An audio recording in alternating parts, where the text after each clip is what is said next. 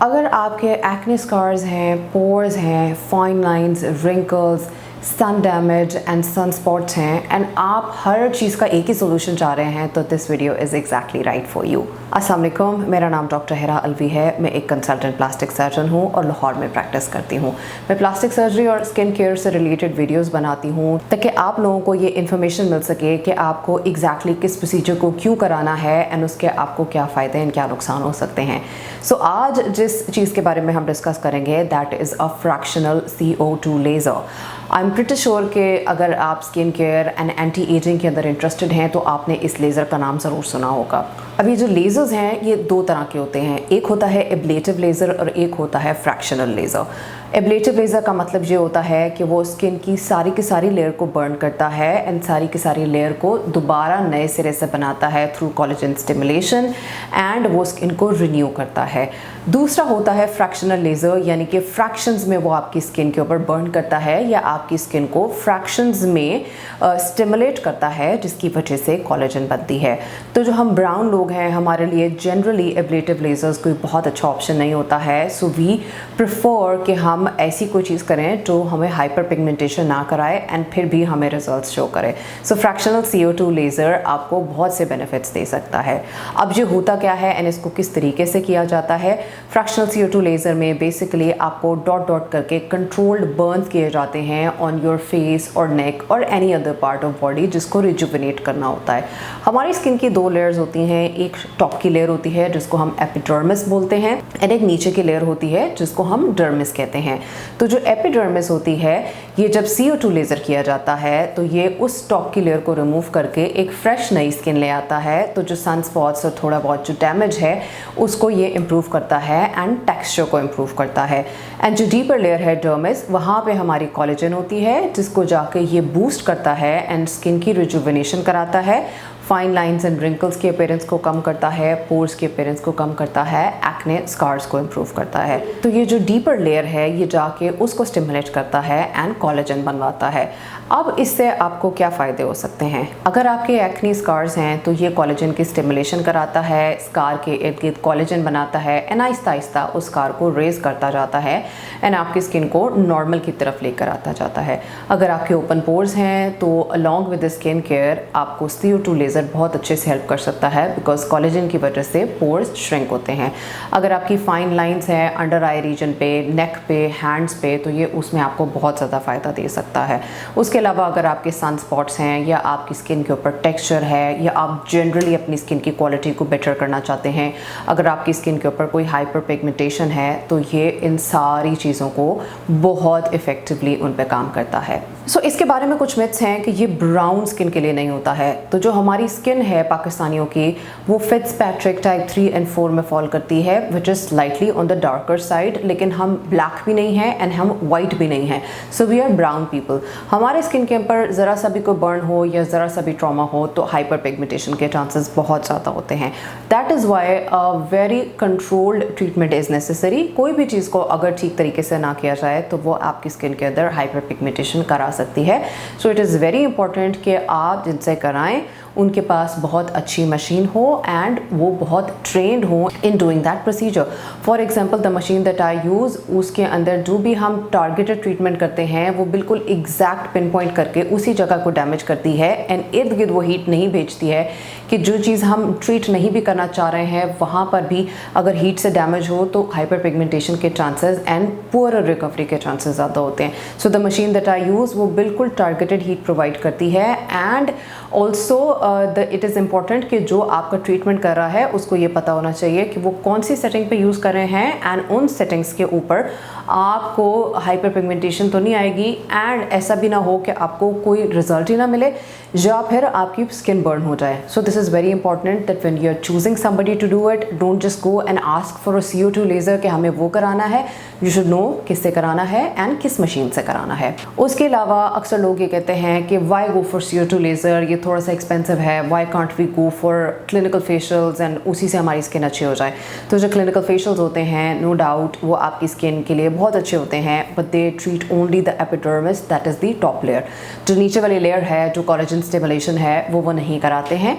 सो जो CO2 laser है वो क्लिनिकल फेशियल से बहुत सुपीरियर होता है, और इन दोनों के डिफरेंट इंडिकेशंस हैं। सो अगर आप स्किन क्वालिटी बेटर करना चाहते हैं एंड रिजुविनेशन कराना चाहते हैं तो CO2 लेज़र से अच्छी और कोई चीज़ नहीं होती। तीसरा मिथ ये है कि इसका एक ही सेशन बहुत होता है। No, it needs a lot of sessions. जो एक सेशन है उसके बाद 3 to 6 मंथ्स तक कोलेजन स्टिमुलेशन होती रहती है, but 1 session is never enough.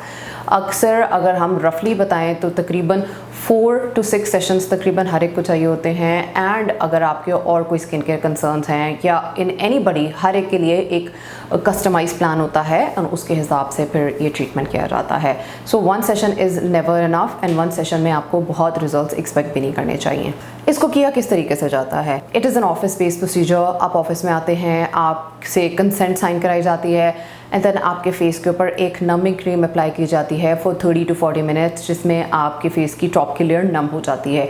फिर एक स्पेसिफिक सेटिंग में according to your requirements CO2 laser को किया जाता है। एंड उसके बाद जब ये प्रोसीजर हो जाता है, डिपेंडिंग अपॉन के कहाँ पर किया है, फॉर एग्जांपल फेस पे किया है तो it might take like 10 to 15 minutes, neck भी एडेड है तो it might take 20 minutes, any other area of the body. So it depends कि कहाँ पे किया जा रहा है, उस हिसाब से इसमें टाइम लगता है। वंस इट इज़ डन तो आपके फेस के ऊपर डॉट डॉट डॉट करके काफ़ी सारे रेडिश से आपको मार्क्स नज़र आते हैं। उसके बाद हम आपको आइस पैक्स देते हैं जिससे आपने मसाज करना होता है फॉर 24 आवर्स, मतलब ऑफ एंड ऑन आप करते रहते हैं। And then you have to apply some topical antibiotic, चाहे वो पॉलीफिक्स की फॉर्म में होती है या फिर सिरेनेट की फॉर्म में होती है।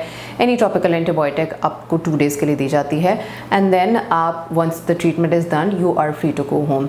घर जाके जो केयर होती है वो यही है कि 2 दिन के लिए आपकी टॉपिकल एंटीबायोटिक होती है, एंड तकरीबन डिपेंडिंग अपॉन कि किस स्टेप पे इसको किया गया है, इसका डाउन टाइम 1 to 2 वीक्स हो सकता है। तो तीसरे या चौथे दिन तक जो है ये मार्क्स ब्राउनिश हो जाते हैं, एंड 5th या 6th डे पे ये फॉल ऑफ करना शुरू कर देते हैं। डीपर ट्रीटमेंट किया हो तो आपकी नीचे से स्लाइटली पिंकिश स्किन आ सकती है, जिसको आपने प्रोटेक्ट करके रखना होता है सूरज से, एंड तकरीबन 2 to 3 वीक्स में वो नॉर्मल पे आ जाती है। जो पोस्ट प्रोसीजर केयर है इसके अंदर सबसे इंपॉर्टेंट वो होती है, यानी आप ये समझ लें कि 50% काम डॉक्टर का है या सर्जन का है, एंड 50% काम आपका है कि आपने पोस्ट प्रोसीजर केयर क्या की है।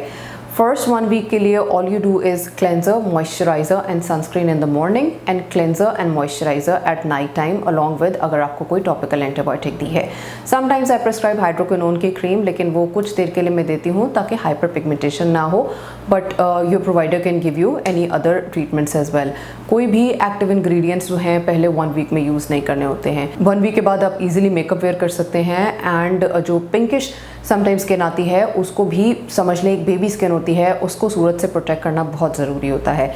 If you do not protect against the sun तो फिर आपका जितना भी अच्छा ट्रीटमेंट हो it can lead to hyper pigmentation in you, which is very difficult to treat. I mean hyper pigmentation treat हो जाती है, लेकिन why get it in the first place जब आप उसको अवॉइड कर सकते हैं।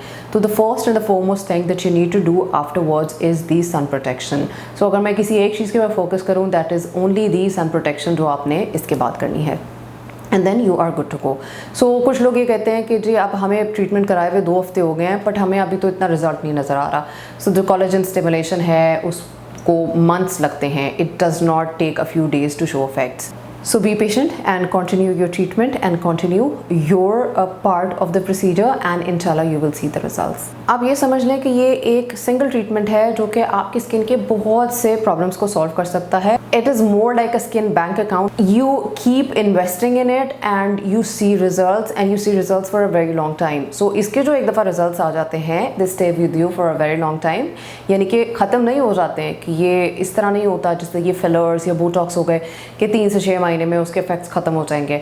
तो इससे आपको रिजल्ट्स मिलते हैं, they stay with you for a very long time. इसको डिफरेंट चीज़ों से एंड डिफरेंट क्लिनिकल ट्रीटमेंट से भी कंपेयर किया जाता है। For example some people ask के माइक्रो नीडलिंग इससे बेटर नहीं है क्या, या पील्स इससे बेटर नहीं है क्या? तो जो माइक्रो नीडलिंग है उससे भी ये सुपीरियर है क्योंकि ये ज़्यादा टारगेटेड ट्रीटमेंट देता है एंड ये ज़्यादा कोलेजन स्टिमुलेशन कराता है। इवन दो कि माइक्रो नीडलिंग भी अच्छी चीज़ होती है but CO2 lasers are a little bit more superior. उसके अलावा जो पील्स होते हैं वो भी हम ब्राउन लोगों में में डीप पील्स में नहीं जा सकते बिकॉज वो तो श्योरली आपके अंदर हाइपर पिगमेंटेशन कराएंगे। सो जो सुपरफिशियल एंड मीडियम पील्स हैं वो इस हद तक आपकी स्किन को इम्प्रूव नहीं करते हैं। So this is a very good and a very safe alternative to the peels and the micro needling, even though के उन दोनों की भी अपनी ही इंडिकेशंस हैं। And if you want me to make a video on those procedures तो I try कि मैं उसके ऊपर भी एक डिटेल वीडियो बना दूँ। So do comment in the comment section कि आप वो वीडियोज़ देखना चाहते हैं या मुझसे और किस टॉपिक्स पे वीडियो बनवाना चाहते हैं, तो you can definitely give your suggestions and I will try to make them for you. And another thing is कि ये जो CO2 लेज़र है ये आपके पोस्ट सर्जिकल स्कार्स को भी बहुत अच्छे से इम्प्रूव करता है। तो बहुत से लोगों को ये लगता है कि प्लास्टिक सर्जरी में स्कार नहीं होता, तो इसमें स्कार होता है, लेकिन एक तो बहुत अच्छे से हील होता है and the second thing is कि अगर आपको अपनी स्कार की क्वालिटी नहीं पसंद आती है तो CO2 लेज़र स्कार को बिठा भी सकते हैं, उसमें कोलेजन रीमॉडलिंग भी करा सकते हैं एंड स्कार के अपीयरेंस को बहुत इम्प्रूव कर सकते हैं। सो ये पोस्ट सर्जिकल स्कार्स के लिए भी अच्छा है and sometimes it can also work on stretch marks. I mean, stretch marks are natural. Everybody has stretch marks, and they are actually more like, I would say कि they are actually making you beautiful because वो आपकी journey के बारे में बताते हैं कि आपकी बॉडी ने क्या क्या कुछ इंड्योर किया है and it's a part of your journey. But there are some people who would want कि इनकी स्कार्स की अपीयरेंस थोड़ी डिमिनिश हो जाए, उसमें भी CO2 लेज़र आपको थोड़ा बहुत हेल्प कर सकता है। सो अगर आप बहुत अरसे से इन किसी भी इस तरह की प्रॉब्लम से सफ़र कर रहे हैं, जैसे पोर्स हैं, स्कार्स हैं, a lot of things on your skin like texture and pigmentation, तो उसमें and not the melasma, I would never suggest CO2 laser and melasma। जो hyperpigmentation किसी और वजह से हो सकती है, for example sun damage से या कोई acute hyperpigmentation है किसी procedure से, acne से, तो उसको ये हेल्प आउट कर सकता है। Please do not get this on melasma क्योंकि ये उसको और वर्सन कर देगा। सो अगर आपके ऐसे कोई भी कंसर्न्स हैं, इतने सारे कंसर्न्स में से, तो you can always go see a good doctor for this. I have a very good CO2 laser machine at my clinic, और अगर आप मुझसे अपॉइंटमेंट लेना चाहते हैं तो my contact details are given in the description. I would love to guide you कि आपकी स्किन को किस तरह के लेज़र की ज़रूरत है एंड किस चीज़ की ज़रूरत है। Thank you so much for watching this video. Comments and suggestion ज़रूर दीजिएगा in the comment section. I will see you guys in the next video. Allah Hafiz.